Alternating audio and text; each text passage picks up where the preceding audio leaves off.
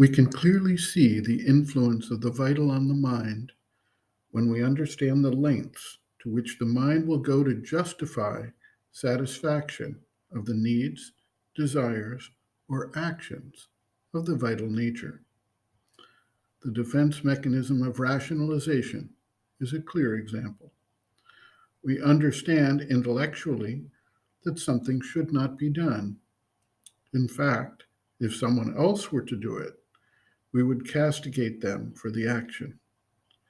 Yet we find ourselves not only accepting, but justifying the action when our vital nature wants to do it or has done it.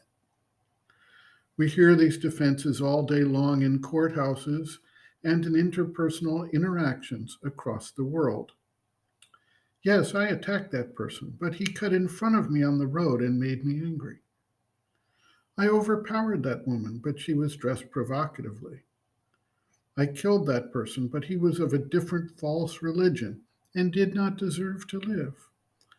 I ate those cookies, which were being saved for the party, but my blood sugar was low. I cheated on that test, but I was too busy to study and needed to get the grade for my future career. I was driving too fast, but was late for an appointment. I cheated on my taxes, but after all, everyone does it. I took some things from my work, but after all, the big corporations are taking advantage of us workers. How many such excuses have we ourselves used in our lives? This is rationalization, the attempt to justify an action based on some argument or another, whether valid or not. Dr. Dalal observes, quote, another manifestation of the vital mind in relation to psychological disturbances is to be seen in the so-called defense mechanisms associated with all psychiatric disorders. A defense mechanism is defined as a means of warding off a painful feeling, such as anxiety, guilt, etc., from the level of awareness. One of the chief defense mechanisms is that of rationalization, by which the mind colludes with the vital in providing specious arguments and justifications for impulses and desires of the vital. As Sri Aurobindo says, quote, the vital started in its evolution with obedience to impulse and no reason.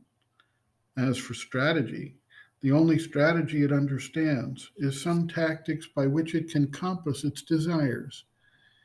It does not like the voice of knowledge and wisdom. But curiously enough, by the necessity which has grown up in man of justifying action by reason, the vital mind has developed a strategy of its own, which is to get the reason to find out reasons for justifying its own feelings and impulses. End quote. Reference, Sri Aurobindo and the Mother, Living Within, the Yoga Approach to Psychological Health and Growth, Introduction, Disturbances Associated with the Mind, pages XIV to XIX.